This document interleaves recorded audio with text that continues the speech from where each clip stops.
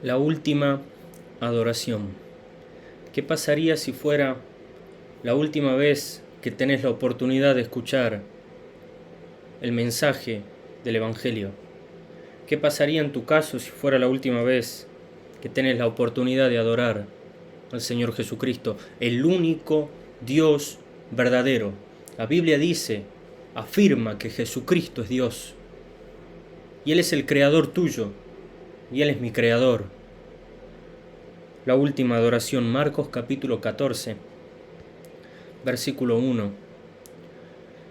Va a decir de la siguiente manera, dice, 2 días después era la Pascua y la fiesta de los panes sin levadura, y buscaban los principales sacerdotes y los escribas cómo prenderle por engaño y matarle. Mire lo que buscaban hacer estas personas, estos religiosos, estos que hablaban de boca, como dice la Escritura, pero su corazón estaba muy lejos de Dios. Esto lo único que buscaban era cómo prenderle por engaño ¿a quién? A Jesús. Buscaban cómo prenderle por engaño y cómo matarle. Así es el corazón religioso, así de envidioso es el corazón religioso. El religioso lo único que expresa y proclama con sus mismos hechos es envidia. La misma Biblia va a decir que Pilato sabía que por envidia le habían entregado. No podían soportar el mensaje del Señor. No podían soportar, sí, lo mismo alguaciles en aquella vez habían dicho, ningún hombre ha hablado como este hombre. Los religiosos lo único que querían hacer era prenderle encima por engaño. Por engaño. Y querían matarle. Y dice el verso 2, y decían, no durante la fiesta para que no se haga alboroto del pueblo. Dice, vamos a prenderlo acá, allá, pero no ahora para que el pueblo no se alborote. Corazón religioso totalmente. En primer lugar, lo que vamos a ver es el reproche, porque dice el verso 3, y desde acá se va a centrar el centro de esta reflexión. Va a decir el verso 3, pero estando él en Betania, Jesús estaba en Betania, en casa de Simón el leproso, y sentado a la mesa, vino una mujer con un vaso de alabastro de perfume de nardo puro de mucho precio, y quebrando el vaso de alabastro se lo derramó sobre su cabeza.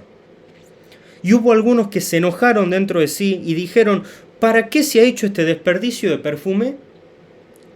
Porque podía haberse vendido por más de 300 denarios y haberse dado a los pobres, y murmuraban contra ella. En primer lugar, el reproche. Esta mujer sabía que era la última vez tal vez que lo veía a Cristo en ese momento, porque Jesús iba camino a la cruz, porque Jesús subía a Jerusalén, y porque Él iba a morir por vos, iba a morir por mí. Y Jesús ya le había dicho a los discípulos, miren que ahora voy camino a Jerusalén, y seré entregado en manos de los principales sacerdotes, y me escarnecerán, y me crucificarán, pero al tercer día Él iba a resucitar. Y los discípulos no entendían y decían, ¿qué quiere decir esto resucitar? ¿Qué quiere decir esto que va a morir? ¿Qué quiere decir esto? Pero esta mujer entendió y dijo, uy, está en Betania, tal vez sea la última vez que lo veo, ¿qué voy a hacer? Dice, lo voy a adorar. Y fue y se arrodilló ante él, de acuerdo a lo que dice el Evangelio paralelo, y le ofreció lo mejor que ella tenía, que de acuerdo a algunos tal vez que estudian un poco más, ese perfume de nardo puro de mucho precio seguramente habrá sido el trabajo de un año aproximadamente por ahí. Pero ella iba a ofrecerle lo mejor que tenía. Era tal vez la última vez. Era la última vez tal vez que lo veía. Y ella dijo, lo voy a adorar. Él es el Creador. Él es el Mesías. Él es el Salvador. Si es la última vez que lo veo, lo voy a adorar. ¿Y cómo lo voy a hacer? Lo voy a hacer de la mejor manera. Le voy a ofrecer lo mejor que tengo. ¿Y qué dice que hacían los demás? Murmuraban contra ella, de acuerdo al Evangelio paralelo de Lucas. El que hacía esto, al Evangelio paralelo de Juan, el que hacía esto era Judas. Judas era el que murmuraba. Judas era el que decía, no, pero esto se le puede dar a los pobres, pero la Biblia aclaraba que dice que no era porque él tenía interés por los pobres, sino porque era un ladrón. Murmuraban contra ella cuando ella quería adorarle y darle lo mejor al Señor Jesucristo. ¿Te das cuenta? que cuando uno quiera ser fiel, que cuando uno quiera adorarle, que cuando uno siempre va a haber un reproche.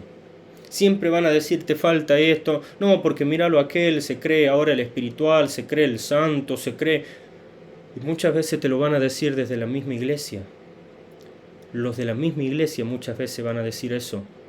¿Qué hay que hacer? ¿Hay que irse? ¿Hay que dejar? No, no, no. Hay que seguir. Porque se va a adorar a una persona, que es el Señor Jesucristo. ¿Qué hay que hacer? ¿Hay que renunciar? No. Hay que continuar. Cuando se predique también la palabra, muchos van a reprochar. Muchos se van a quejar de que el mensaje es largo, de que el mensaje es corto, de que mira este cómo predica, de que mira este lo que dice, de que muchas confrontaciones, de que necesito más aliento. Siempre va a haber un reproche, siempre, por todo va a haber un reproche.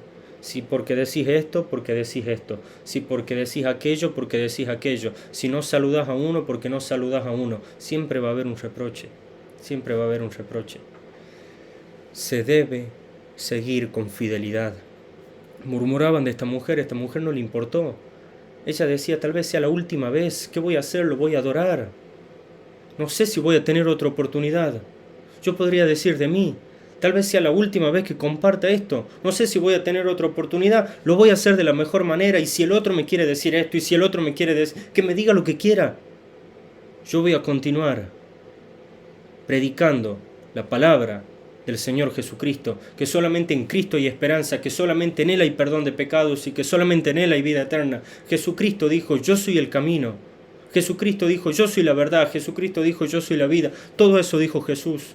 Para las personas que andan sin rumbo, Él es el camino. Para las personas que viven prácticamente como se vive hoy, en un mundo de mentiras, ¿quién dice la verdad? ¿Quién miente? Jesucristo dice, yo soy la verdad.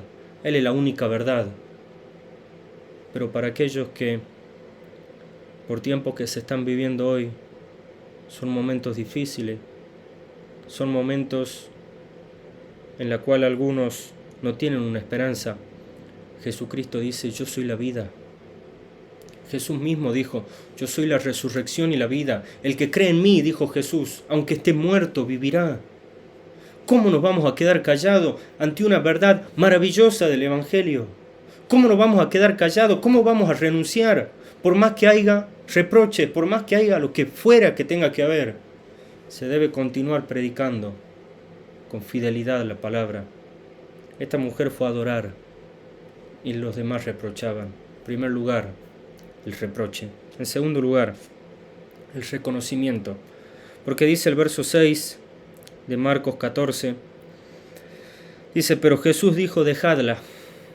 ¿Por qué la molestáis? Buena obra me ha hecho. Siempre tendréis a los pobres con vosotros, y cuando queráis le podéis hacer el bien, pero a mí no siempre me tendréis. Y el verso 8 dice, ésta ha hecho lo que podía, porque se ha anticipado a ungir mi cuerpo para la sepultura. De cierto os digo que donde quiera que se predique este evangelio, en todo el mundo, también se contará lo que está hecho para testimonio a ella. ¿Saben de quién vino el reconocimiento? Del Señor, no de las personas. ¿Por qué? Porque se sirve al Señor, porque se va a adorar al Señor. La Biblia dice, bien, buen siervo y fiel, en lo poco has sido fiel, en lo mucho te pondré. Hoy en día parece que tenés que predicar y tenés que preparar lo mejor para predicarle a multitudes. Porque si van poquitos, si van un par de hermanos a la iglesia, vamos a darle acá un poquito lo que sobra, algún versículo ahí y chao. Si van poco a la iglesia, me desanimo. No. Hay que predicar con fidelidad. Hay que predicar con pasión. Hay que predicar con gozo. De una esperanza. De Jesucristo. De que no se quedó ni en esa cruz ni en esa tumba, que resucitó, que está vivo. El reconocimiento viene del Señor. Él les dijo a los demás, escuchen ustedes, ¿por qué murmuran? Dice, déjenla, si buena obra me ha hecho. Dice, siempre van a tener a los pobres, no vengan ahora de que hay los pobres, de que esto se podría haberle dado a los pobres, siempre van a tener a los pobres. Dice, pero a mí no siempre me van a tener, les decía Jesús. Dice, esta ha hecho una buena obra. Y también donde quiera que se predique, dice este evangelio, en todo el mundo, se va a recordar lo que ella también hizo, de que fue a adorar al Señor. A la iglesia se va a adorar al Señor. Muchos ni siquiera van a la iglesia. La Biblia dice, Hebreos 10:25, no dejando de congregarse como algunos tienen por costumbre, sino exhortándonos, tanto más cuando vemos que aquel día se acerca. Muchos ni siquiera brillan por ausencia en la iglesia. Y otros que van a causar conflictos, van a causar problemas, van a causar divisiones. Si hay que ir a adorar a Jesucristo, hay que ir a agradecer a Jesucristo, porque el Señor es digno de toda adoración, de toda alabanza, de toda gloria. Esta mujer estaba adorando y recibió en primer lugar un reproche, pero en segundo lugar el reconocimiento vino del Señor. El reconocimiento vino y viene del Señor. No esperéis muchas veces que los hombres te digan, qué bien, la verdad que muy fiel, la verdad que bien como limpiaste acá, que bien como limpiaste allá, la verdad que bien. ¿Sabes por qué no esperéis? Porque muchas veces no te van a decir absolutamente nada y no tienes que esperar tampoco nada de los hombres. La fidelidad tiene que ser al Señor, porque solamente Él es digno de toda adoración. El reconocimiento.